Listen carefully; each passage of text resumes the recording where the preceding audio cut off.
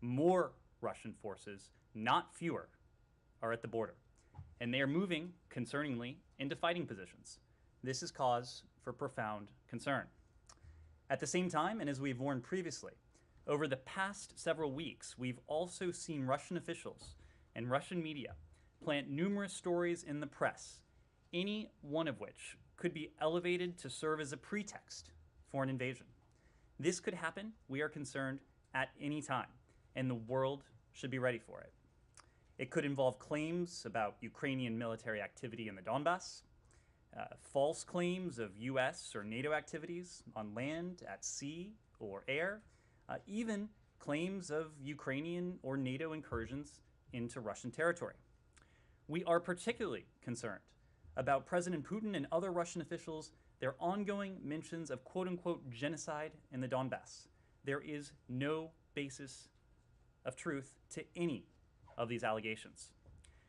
This, however, has not stopped the Russians from advancing these false claims to include reports of unmarked mass graves of civilians allegedly killed by Ukrainian armed forces, and statements that the United States or Ukraine are developing biological or chemical weapons, the latter for use in the Russian-controlled territories, or that the West is funneling so-called guerrillas and terrorists in to kill locals.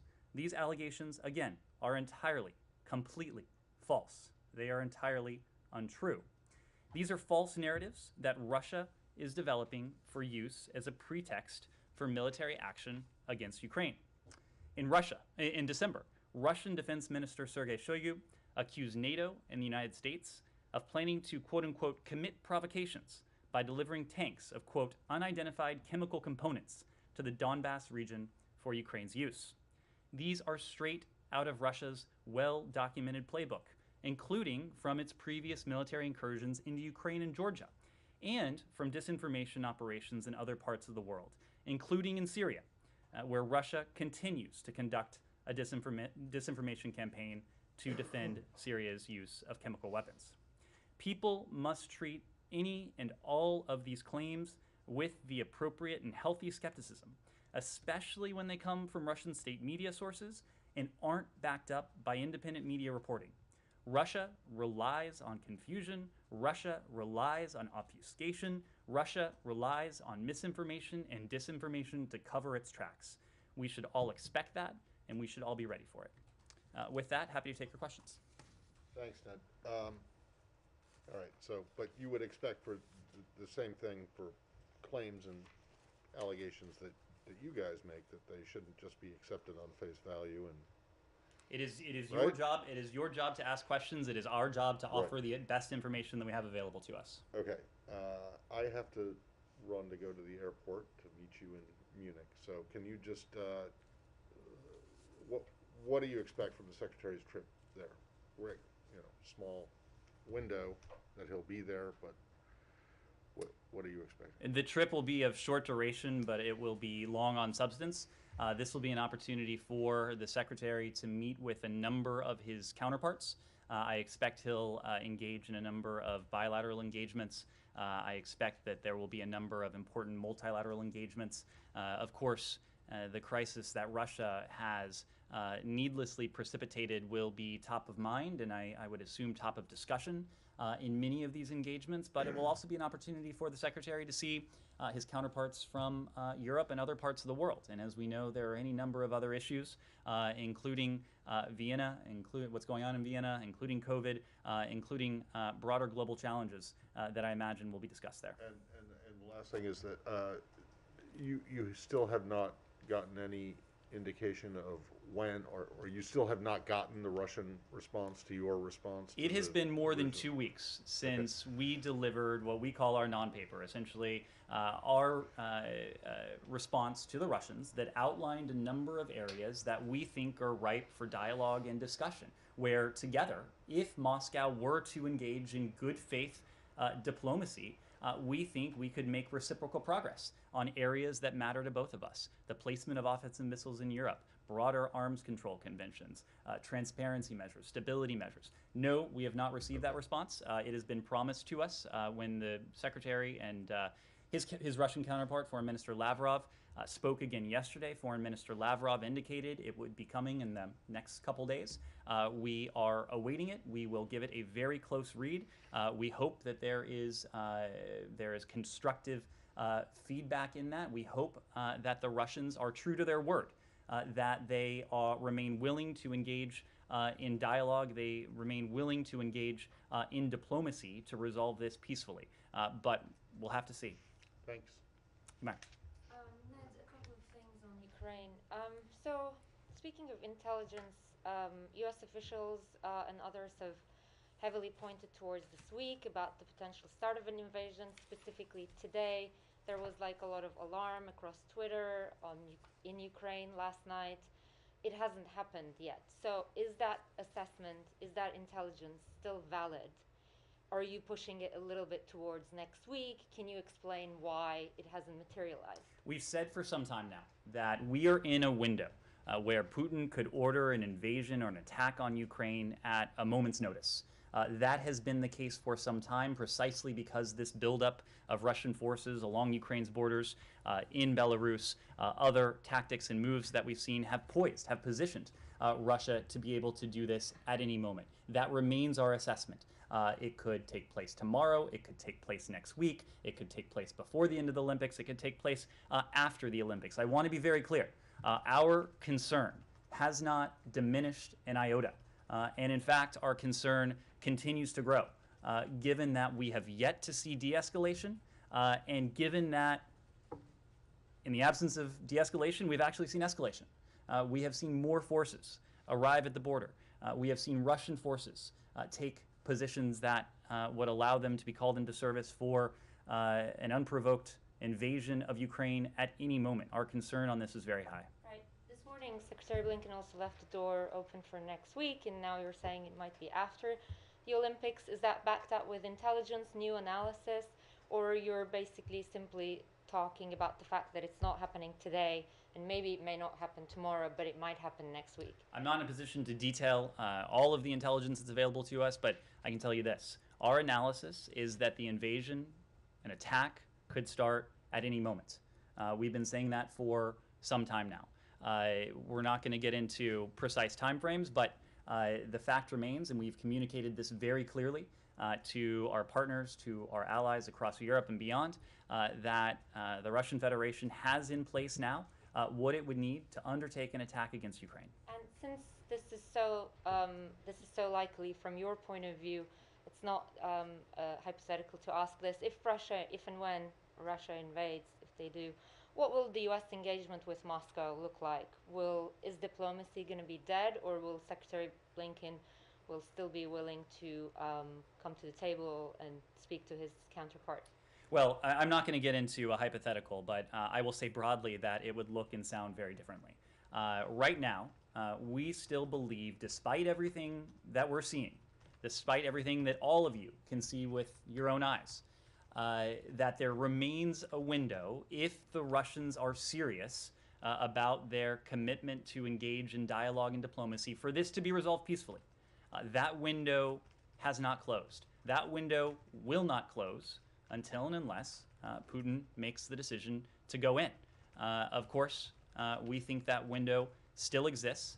The Secretary indicated to Foreign Minister Lavrov that we look forward to receiving the Russian response to our non-paper, and it is our hope that it forms the basis for continued dialogue and discussion. And we are certainly prepared to continue to engage in that dialogue and discussion. That is what we're focused on now. My final thing is, will Secretary attend the G7 foreign ministers meeting during Munich? Our schedule is still coming together, but I do expect the Secretary will have an opportunity to meet bilaterally with counterparts and also in multilateral fora as well. Francesca. Is there a chance, if you get this written response by Moscow today or tomorrow in the coming days, is there a chance, is the Secretary ready to meet with Sergei Lavrov while in Europe? The Secretary is ready to meet with Foreign Minister Lavrov at the appropriate time. The Secretary communicated that very clearly to the Foreign Minister. Look, the Russians have had our non-paper, have had our response for several weeks now. The Russians have been telling us their response is forthcoming for a couple weeks now. So we look forward to receiving it. We will review it just as quickly as we can, so that if, again, the Russians are serious about what they say when it comes to dialogue and diplomacy, there can be a further engagement. Whether that is in the first instance over the phone, whether it is somewhere back in Europe, all of that will be worked out. But we are certainly willing and ready to have those discussions with the Russian Federation and to continue down the path of diplomacy. But diplomacy takes two. And in fact, in this case, it takes far more than two. Because even if the next meeting is in a bilateral forum, we will coordinate closely with our allies, with our partners, to make sure that they have full visibility into what we are doing, that we in turn have full visibility into what they're doing, and all of our diplomatic efforts are mutually reinforcing. When you say that you don't see any sign, any withdrawal from the border, is it that you don't see it, or is it that you think it's not happening at all? We have no reason to believe it's happening, and in fact, we have reason to believe that forces have been added to the border. And can you elaborate a little bit when you say that these forces are going into a combat position? What does that mean, and what does that mean that they're ready to attack anytime? What kind of forces? Can you elaborate? So I can't get into an order of battle, nor would it be appropriate for me to do so from here, but what gives us great concern is a couple things. One, these claims that we're hearing of withdrawals, we certainly have not been able to verify them, and in fact, we have seen the opposite taking place. We are similarly concerned by the fact that the Russians, in the midst of all this is over the course of weeks and even recent days, have put additional forces on the border. The types of forces they would need to undertake an aggressive action, an attack, an invasion, an incursion against Ukraine at any moment. And that has been our concern. It is not that there would need to be any sort of significant lag time between an order from President Putin and Russia moving forward. It's a very dangerous moment. But it is still your assessment that President Putin has not made yet a decision about an invasion? We still believe there is the possibility for a diplomatic resolution to this. As long as we think that window remains viable, we will be open and in fact eager to take part in diplomacy with the Russian Federation if they are willing to do so in good faith and to reciprocate on that same basis. Kylie. Does the United States believe there are enough Russian troops situated along the Ukrainian borders right now to fuel a full-scale invasion? So again, I can't get into the various contingencies. What I can say, and what the president said yesterday, is that there are now more than 150,000 troops arrayed along Ukraine's borders. That's inside Russian territory, close to the Ukrainian border, but also inside Belarus. That is, by any means, by any estimate, a massive number of forces. We also know that the Russians have capabilities when it comes to electronic warfare, when it comes to aerial capabilities, any number of tactics they could employ, whether on their own or together as part of a broader onslaught. So we have considered all of these possibilities. What we know is that this could take place now at any moment, given what we have seen amass along Ukraine's borders in recent days and recent weeks. So do you have an assessment of the number of troops that would be needed for a full-scale invasion? You just don't want to publicly share that? Or where, I'm just trying to understand why you say that aggression could be carried out, but you won't say what form of that, what form or what scale that aggression could be. Well, because that decision doesn't rest with us, of course. If that decision rested with us, we would find a diplomatic resolution to this. We would find a way not only to de-escalate the current crisis that Moscow has precipitated, but also to make progress on the proposals we have put forward, at least the areas of discussion that we have put forward that we believe are ripe for dialogue and diplomacy that would redound to our benefit, to address the security concerns of the transatlantic community and also the stated security concerns of the Russian Federation.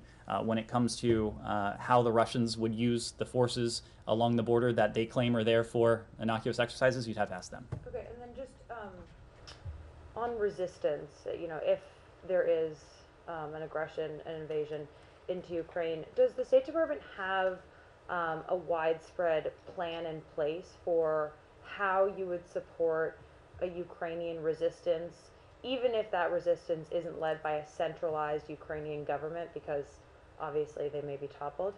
So let me make one broad point, and that is that, again, we are doing everything we can to forestall that possibility, to deter, to prevent Russian aggression. It is not our desire, certainly not our desire, to see that instated. It is our desire to see this resolved peacefully and optimally in a way where we can actually make progress on issues that have mattered to us, have mattered to us long before the buildup, issues that have mattered to Europe, long before the buildup, and presumably issues that matter to Russia and have mattered to Russia for some time now. Without taking this hypothetical too far, what I can say is that in the event of a Russian incursion, our defensive security assistance to Ukraine will continue and it will be accelerated. As you know, we have delivered hundreds of millions of dollars, $650 million worth of defensive security assistance last year. The drawdown that the president authorized in December of some $200 million. Those deliveries have continued even in recent days to our Ukrainian partners. We also have authorized our NATO allies to provide U.S. origin equipment to our Ukrainian partners. All of that would not only continue, but it would be accelerated in the event of additional Russian aggression. And that is in addition to what we would do to further reinforce our NATO allies on the eastern flank. And just to be clear, you'll figure out how to give Ukrainians that support even if their government is no longer. That defensive security assistance will continue. Okay, and then just one last thing, sorry. Is there a task force out of this building on Ukraine? We've kind of heard that discussed, and could you just give some details on what that looks like and how often you guys are meeting and that sort of thing? There is a task force. The task force was stood up in recent days. It is a task force that is operating with a large team that incorporates many of the elements in this building. It is, as you know, planning for a task force like this has been in the works for weeks now. We were able to stand it up on short notice, given the planning that had taken place. Yes, Thank you. When Secretary Blinken met India's External Affairs Minister S. Jaishankar in Melbourne a few days ago, did he come out with the impression that India is fully supporting United States on the issue of Russia? So there was a discussion of Russia and Ukraine in the context of the Quad meeting that we had with our Indian counterparts, our Japanese and Australian allies. There was a strong consensus in that meeting that there needs to be a diplomatic, a peaceful resolution to this.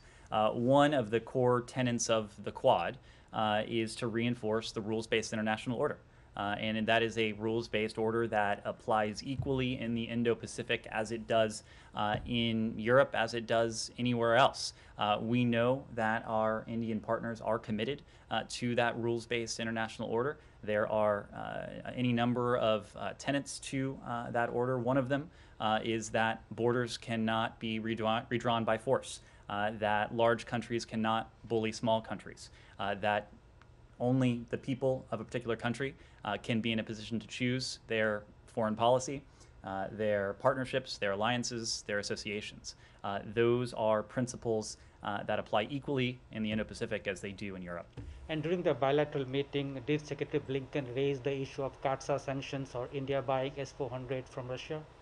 There was a discussion of our broad defense relationship, but I wouldn't want to characterize it beyond that. One more question. India has asked a number of its students who are studying in Ukraine to leave the country. And many of these students have said there are not enough flights, and if the flights are there, they are quite expensive. Even as India has assured them that they will be taken care of if there is invasion. But is there any coordinated international efforts, including by US, to evacuate foreign nationals from Ukraine in the case of invasion? Well, we're certainly sharing information that we have, both about the threat and the posture that we are taking vis-a-vis our own citizens with our allies and partners around the world. But as you know, Lala, we have a special responsibility to American citizens. And our message to American citizens for some time now has been that you should leave, and you should leave now using commercial or private options that are still available.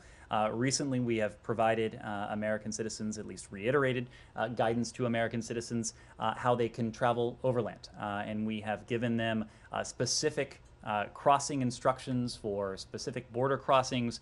We have worked with our Polish allies to facilitate border crossings of American citizens. We know that any number of countries are doing the same for their own citizens. We think this is a prudent step as we continue to do everything we possibly can to seek to find a diplomatic resolution to this crisis. Thank you. Yes, Missy. Just a couple questions on Ukraine, Ned. Did I miss you saying who was heading the Ukraine task force, and can you tell us? We'll see if we can get you any more information on that. Okay. And I know that you said Secretary Blinken will plan to meet with Foreign Minister Lavrov at the appropriate moment, but in the meantime... Is willing to. Is willing to, okay. In the meantime, since you guys are now tracking moment by moment what they are or not doing around Ukraine, is the State Department communicating this skepticism about what is not occurring to the Russian government in any private way other than through, you know, what you're saying up here at the podium? As you know, the Secretary has had now several opportunities to speak to Foreign Minister Lavrov in recent days and in recent weeks. The President has now had several opportunities to speak to President Putin. Our embassy in Moscow is in touch with their counterparts on the ground.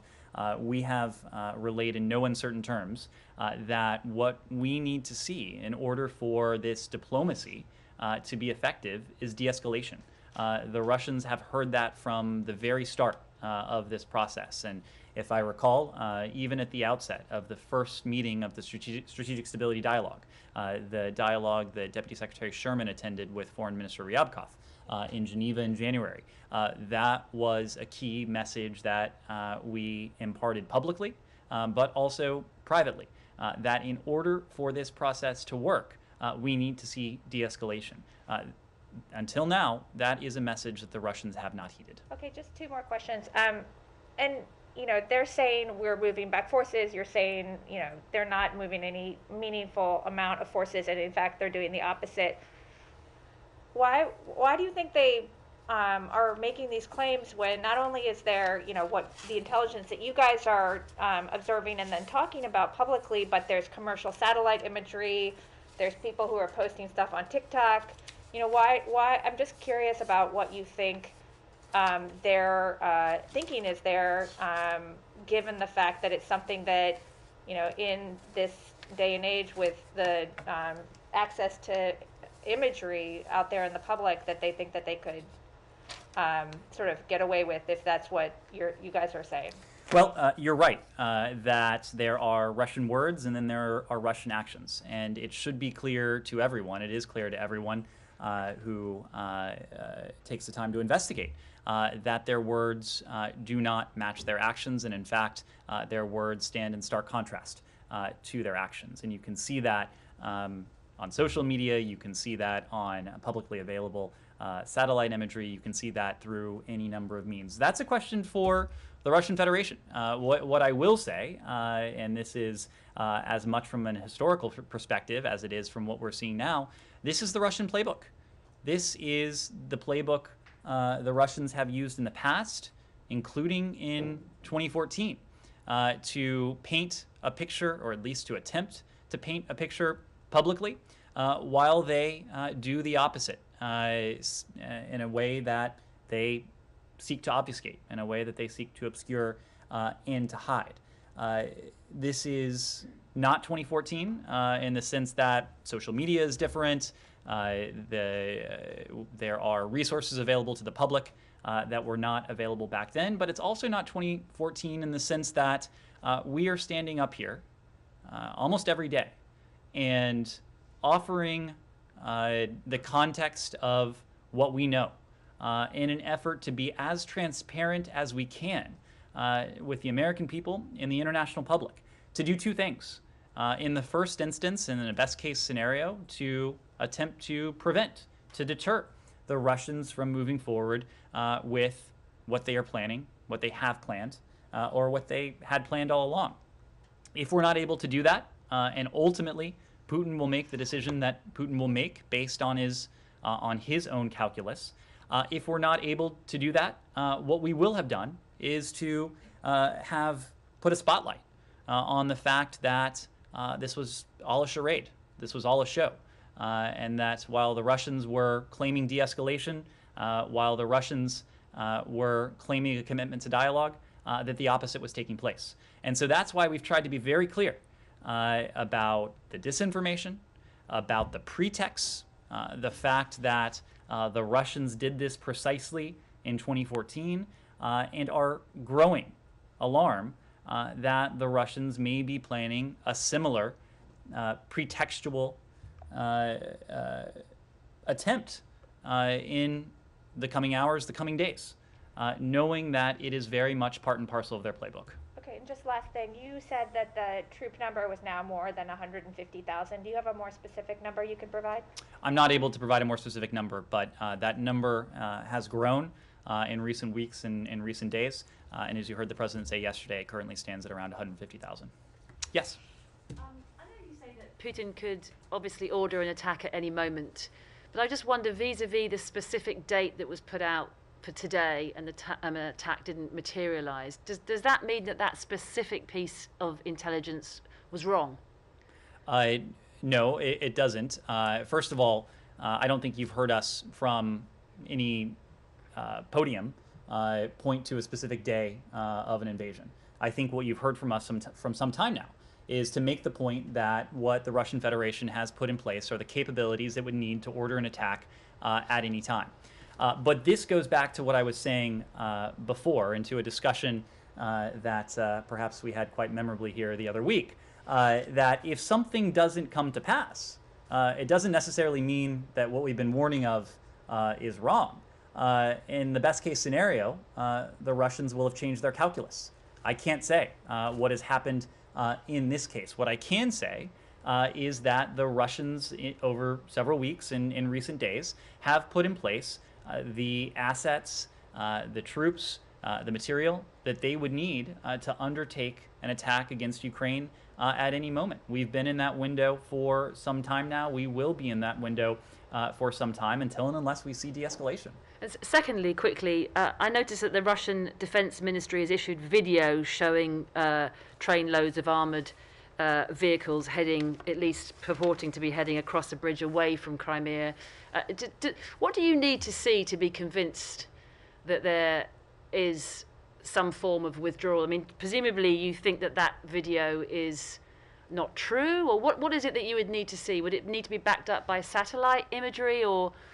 It would need to be verified. And in what sense, though, I guess? There are any number of ways that we have to verify them, and I'm not able to speak to all of them from the podium. But look, this is not an assessment that is ours and ours alone. You heard from the NATO Secretary General this morning, Jens Stoltenberg, that we have not seen de-escalation, and in fact, we've seen more troops head to the border. So it's difficult for us to speak with specificity when it comes to the sources and methods that we would use to verify such a claim, but I can tell you that we are pulling every lever at our disposal in an effort to make sure that we have as much visibility as we can. But that sort of video is propaganda, do you think? The Russians have engaged in a great deal of propaganda and disinformation on this very question. And just lastly, are you concerned or convinced, by the sounds of it, that Moscow is pushing this genocide line to justify invasion? And just why are we seeing that now? Well, you would have to ask the Russian Federation why we're seeing that now, but we can say a couple things. How concerned are you? We're very concerned. We're very concerned because we know broadly that the Russians want to point to a fabricated pretext before undertaking aggression. It's precisely what they did in 2014 in Ukraine. These claims of genocide have haunting echoes of what we heard in 2014 regarding the persecution of Russian speakers in eastern Ukraine and Crimea. This is in some ways eerily similar to what we have experienced before. And so now that we hear Vladimir Putin, we hear other Russian officials pointing to genocide, pointing to pointing to what we have heard in the past. It gives us great concern that this could be part of the same playbook that they are reprising in the context of 2022. Thank you. Yes. Today, the Brazilian president Jair Bolsonaro met Vladimir Putin in Moscow. Bolsonaro did not mention the Ukrainian crisis, but he said that he has solidarity with Russia. How do you see his declarations, his trip, and the approximation between Brazil and Russia at this moment? And if this could affect the relations between Brazil and the United States in the future? Well, we know that any number of countries, and in fact the international community, is broadly and deeply concerned about what we are all seeing taking place with Russia and Ukraine at this very moment. As democratic countries, as democratic leaders in our hemisphere, we in Brazil, we feel that we have a responsibility to stand up for the values that we share. And at the heart of those values are the principles of the rules-based international order. This is the order that has, over the course of more than 7 decades now, has fueled unprecedented levels of prosperity, security, and stability in Europe, in the Indo-Pacific, but also in our own hemisphere. And so that's why it is our hope that President Bolsonaro will have taken advantage of this opportunity, this meeting with President Putin, to reinforce the very messages that are enshrined in the values we share, and that are part and parcel of the rules-based international order. Again, that applies to the Western Hemisphere as it does to the Indo-Pacific and Europe. Yes, yes. Go ahead. And if he did not stand for this value, it can have some consequence for the relations between the U.S. and Brazil in the future. I would leave it to our Brazilian counterparts to share the content and context of that discussion. Yes. Can I switch subjects? Sure. Anything else on Russia, Ukraine? Go ahead. Yeah, on Honduras, yesterday former President Juan Orlando Hernández was arrested following a request by the U.S. How are you confident, or how confident are you on his extradition moving forward? And why did the State Department not disclose that he was in its list of corrupt officials in Central America until he was out of office? I'll correct one element of that. We did disclose the corrupt officials list, but let me get to that. As a long-standing matter of State Department policy, as you know, we don't comment on matters of extradition. Those are within the purview of the Department of Justice, and I need to refer you to the Department of Justice to speak to the process behind any particular extradition. But Secretary Blinken did state last week, when we publicized the fact that former President Hernandez was included in the corrupt and undemocratic actors list, that no one is above the law. That includes heads of state, former heads of state. And we take all allegations of criminal wrongdoing extraordinarily seriously, whether it's in Honduras, whether it's in anywhere else in this hemisphere or around the world. Our priority remains seeing the rule of law respected, implemented, strengthened, and supported by our partners as they work to ensure judicial and security sectors protect all of their citizens. These are discussions that we're having with our Honduran partners, but also partners throughout the region. Are you satisfied with his arrest? Again, as a matter of when it comes to the extradition, I need to refer you to the Department of Justice. Yes, Tracy. To follow on my colleague here, actually, Juan Orlando Hernandez was not included initially when the list was released last year, and only recently put on the list, I think, last month.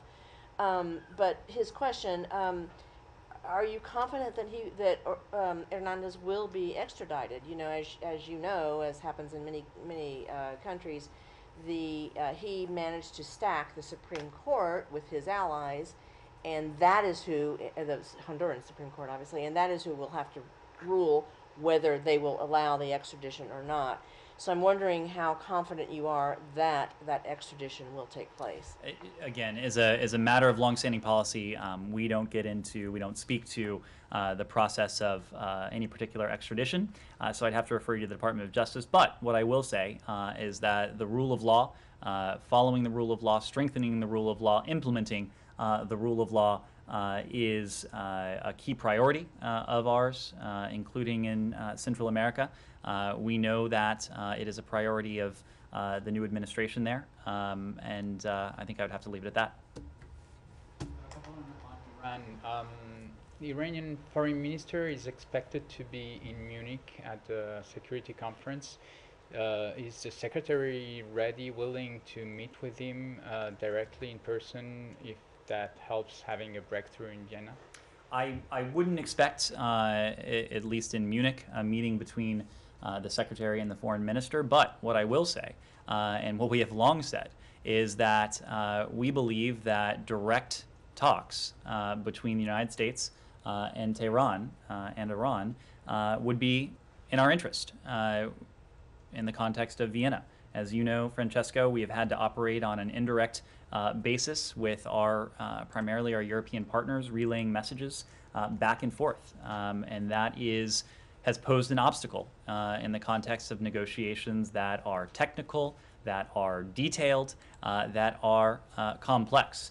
And so we have said for some time now that we would find direct negotiations in the context of Vienna to be to our advantage. It would be to the benefit of our attempts to seek to achieve, or at least test the proposition of whether we can achieve a mutual return to compliance with the JCPOA. The French foreign minister said today it's now a matter of days and no more weeks to know whether, well, to have a deal to save the JCPOA or to go in a nuclear crisis. Is that your assessment too? Is it a matter of days? Well, our assessment is that we are in the midst of the very final stages of, as I said before, a complex negotiation with the key stakeholders here. This is really the decisive period during which we'll be able to determine whether a mutual return to compliance with the JCPOA is in the offing or if it's not. Again, we are sincere and steadfast in our efforts to test the proposition as to whether a return can be achieved. We continue to believe that a mutual return to compliance with the JCPOA is the best way to once again place permanent, verifiable limits on Iran's nuclear program. But we're in a decisive period because that window will very shortly have closed. And so have you seen the political willingness from Tehran in these last days in Vienna, and when will you be able to make that assessment? I think we'll have a much better sense of that in the coming days, and it will have to be in the coming days because, again, we're in a decisive period where all sides will have to make the political commitments that will be necessary if we are to achieve a mutual return to compliance with the JCPOA. Okay, thank you very much, everyone.